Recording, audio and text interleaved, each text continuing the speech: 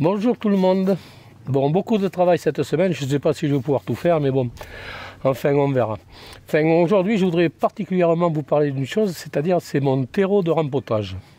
Regardez comment, à moins d'un mois, un plant de tomates repiqué devient cette taille-là. Alors comment ça se fait? Je veux bien croire que bon, je l'ai mis sitôt comme ça, je l'ai mis directement dans ma serre froide que vous pouvez voir derrière le truc blanc là-bas, et immédiatement dans la serre froide. Mais je ne pense pas que ça vienne essentiellement de là, je pense que ça vient plutôt de mon terreau, quoi. Bon, je ne l'ai pas choisi par hasard, parce que si vous regardez, là je vous sors 6 autres, là ce sont des tomates, elles sont, c'est les mêmes, et j'en ai plein comme ça, quoi. Si on regarde, et si je regarde ici, là, non, là également, ce sont des aubergines plutôt là. Ici, regardez, les aubergines, c'est pareil, que j'ai rempoté il y a un mois pratiquement. Et ici, on se retrouve ici avec des poivrons. Regardez quand même, ils sont bien jolis aussi, quoi. Je vais essayer cette année, vous voyez, j'en ai 2 là, je ne vais pas les dédoubler, je vais les laisser ensemble. Et je vais peut-être faire en sorte qu'ils se tutorent l'un l'autre. Donc on va essayer ça et on verra bien, quoi. Je vais essayer sur 1 ou 2 poivrons comme ça. Perso, je suis quand même assez content de moi, faut dire. Je ne sais pas si c'est le fait de les avoir mis en serre froide. D'ailleurs, à ce propos, je vais vous montrer une chose. Je vais rapidement vous faire une vidéo sur le montage de cette serre low cost et son utilisation, quoi.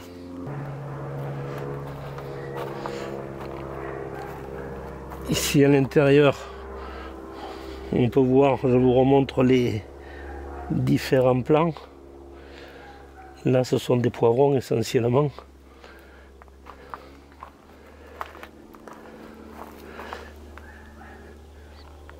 Et ici les tomates.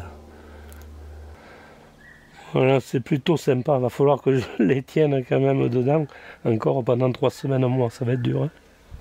Je vous disais donc que je ne sais pas si c'est le fait de les avoir tout de suite mis en serre froide ou alors le fait de mon terreau, ou bien les deux. Enfin, toujours est-il que j'ai des plants qui sont quand même bien jolis. Donc, je vais quand même vous expliquer comment je réalise ce fabuleux terreau, quoi. Bon, mais tout d'abord, qu'est-ce que j'ai fait? Je suis allé chez Action et j'ai acheté ceci. C'est un paquet de fibres de coco lyophilisées. Je l'ai payé 1,25 €. Comme vous pouvez le voir, il a l'air 100% coco, ici, là. Et il respecte la norme 44 551. Vous voyez? Si on regarde, c'est où? Il est conditionné aux Pays-Bas et ça vient de Chine. Bon, ben, j'espère que enfin, les Hollandais, ils sont un peu à cheval au niveau de l'écologie et j'espère que bon, c'est un bon terreau, quoi. Enfin, on verra bien. Donc, je vais vous montrer tout de suite comment je procède avec ce bout de fibres de coco lyophilisées. Donc il va falloir le réhydrater comme vous avez vu le voir. Normalement ça doit faire 10 litres de volume quand on rajoute 3 litres et demi de liquide. Mais c'est ce que nous allons faire tout de suite. Voilà ce que j'aime bien moi sur la coco, c'est la couper par la moitié ici et en faire des quarts là, voilà. Là comme ça. Et voilà. Bon, tout d'abord, je rajoute 2 litres et demi d'eau. Il me reste donc 1 litre à mettre. Et ce litre, eh bien, ça va être 1 litre d'urine. Voilà. Je mets mon coco compressé ou lyophilisé à l'intérieur et on reviendra voir dans un quart d'heure de quoi il en retourne. Donc cette partie là, ça va correspondre à un quart de mon terreau complet au total. D'accord, un quart du total. Je rajoute maintenant la même quantité de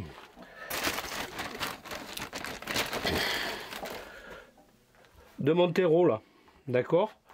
Donc ça va faire un quart de plus, donc un quart et un quart.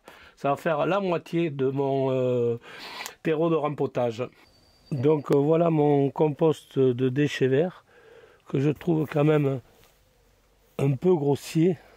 Et donc de ce fait, ce que je vais faire, mais je vais le tamiser là-dedans avec ce tamis qui doit faire 8-8 ou 10-10 à peu près. Et donc là, je vais en remplir 2 fois la valeur de de ma fibre de coco. Bon. J'ai pas filmé pendant 2 heures le fait de tamiser ce terreau. Je finis ça et on se retrouve quand c'est fini. Donc voilà, je me retrouve ici. Donc ici j'ai ma fibre de coco. Là j'ai mon terreau de semis.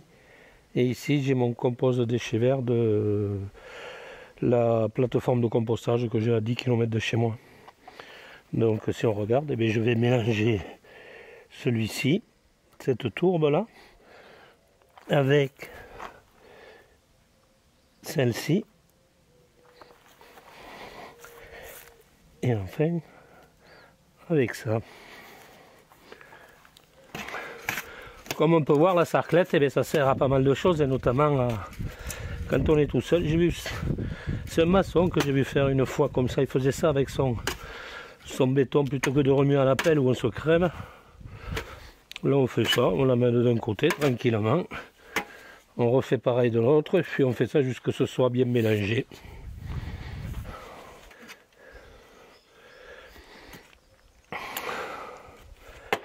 Voilà, mon terreau est voilà, mon terreau de rempotage est terminé. Et bien maintenant, il n'y a plus qu'à. Hein.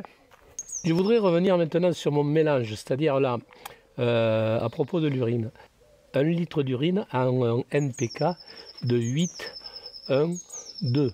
C'est-à-dire il y a 8 azotes, mais azote minéral, c'est-à-dire directement assimilable par les plantes ou très rapidement. 1 litre de NP de phosphore et 2 de potassium. Donc c'est un mélange quand même relativement azoté. Ça correspond à 100 grammes d'engrais organiques du commerce, quoi.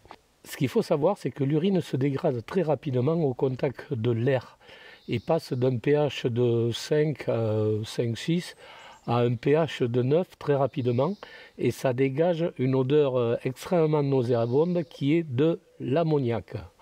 De plus, l'azote sous forme ammoniacale est très volatile, donc on perd beaucoup d'azote quand l'urine sent très mauvais, quoi. Donc qu'est-ce qu'il faut faire? Il va falloir essayer de faire baisser ce pH. Pour faire baisser ce pH, bien voilà comment je fais. Moi, j'utilise, pour stocker mon urine, j'utilise une bouteille de lait bien fermée. Et qu'est-ce que je fais? Et ça avant, hein, pas après, avant. Quand la bouteille est vide, vous mettez une cuillère à soupe de vinaigre blanc dans la bouteille et vous refermez. Et c'est là qu'intervient le double effet qui se coule. Premier effet, le vinaigre a un pH de 2,5. Donc quand on met l'urine, au lieu d'avoir un pH qui monte, il va avoir encore un pH qui baisse. Et donc on n'aura pas de dégagement d'ammoniac. Et on va garder les qualités azotées de l'urine. Deuxième effet tout aussi important, pas de dégagement d'ammoniac. Donc ce qui veut dire pas d'odeur. Quand vous avez fini, quand votre bouteille est remplie, vous la fermez, vous la mettez dans un endroit sombre et vous la stockez. Quand vous en avez besoin, 1 mois, 2 mois, 15 jours après, vous ouvrez, il n'y a pas d'odeur. Et ça, c'est trop génial.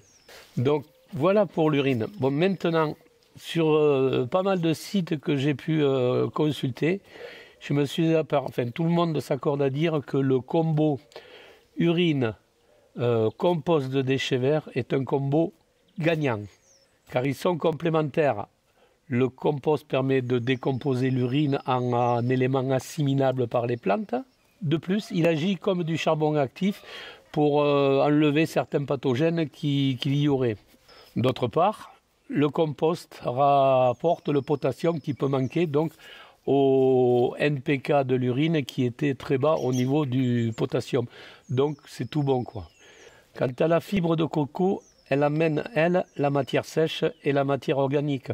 Qu'est-ce qu'elle fait de plus? Elle est rétentrice d'eau, ce qui fait que nos plants, on les arrosera moins souvent parce qu'ils pourront garder davantage d'eau en eux grâce à la fibre de coco. Ça apportera également de la souplesse à notre ensemble, quoi. Ensuite, le terreau, il apporte un peu de souplesse et de la matière organique à notre ensemble, quoi. Vous allez me dire, bon, j'ai 50 litres de terreau de rempotage, mais combien ça coûte? Ben, c'est facile à calculer. Si vous regardez le coco, donc il y en a pour 1,25. Moi, mon terreau de semis, là, mon terreau que j'utilise, je le paye 13 € les 70 litres.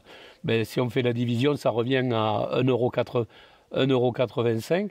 Et quant à mon compost de déchets verts, ben, j'y suis allé avec la remorque, il y en avait à peu près 2 mètres cubes, on m'a fait payer 10 €, quoi. Donc à la louche, ça va faire du... mettons que j'ai mis 30 litres de compost non tamisé, ou même 40 litres, je dois en avoir pour 20 centimes, quoi. Et si on fait le total de tout ça, eh bien, attendez, je regarde, eh bien, on va avoir 40 litres de terreau de rempotage pour 3,30 €. Bon, sachant qu'on part de ça, et un mois après, pardon, on ne le voit même pas, on part de ça et un mois après, on arrive à ça. Bon, mais ma foi, moi je trouve que c'est pas cher payé et c'est plutôt quand même intéressant, non?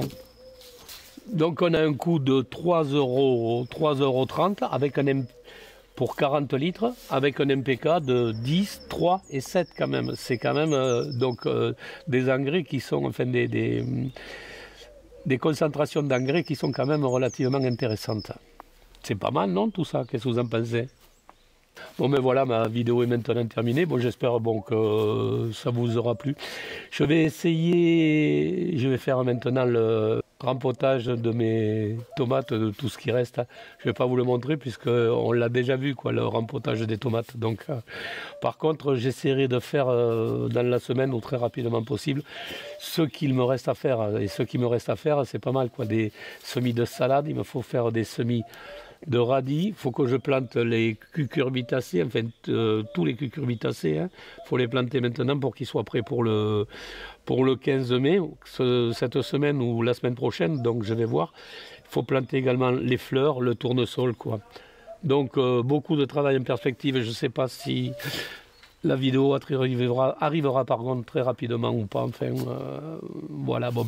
Sur ce, portez-vous bien et bye bye les gens.